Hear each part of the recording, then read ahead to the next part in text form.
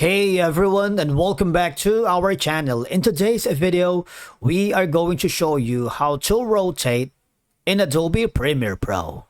Let's begin. Now, the first thing that you need to do is to log in using your credentials. If this is your first time in Adobe Premiere Pro, I want you to click the free trial option. And from here, just follow the on-screen instructions and you're good to go. Rotating in Adobe Premiere Pro is a simple process, be it a video, an element, a photo, an image. It's kind of easy, all right? So all I have to do is, for example, I'm going to rotate two elements here. One is going to be the image right here. You see, when I chose that, there's going to be like a handle on the each sides.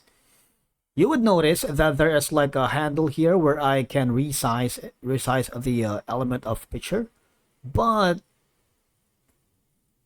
there should be a small kind of this arc button that could give me an option to rotate the picture. It's kind of easy, really.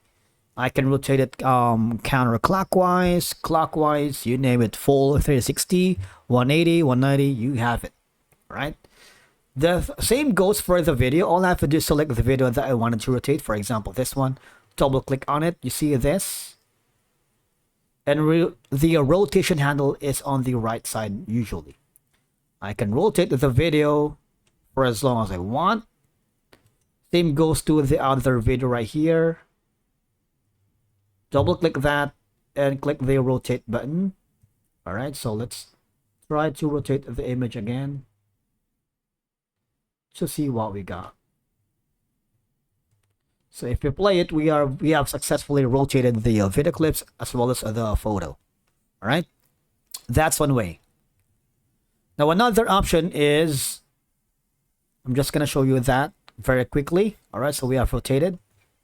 I'm gonna undo all of it, so they're back to the default. Go to the select the video or the picture. Go to editing, right here. Go to the motion. You see there is a rotation feature here.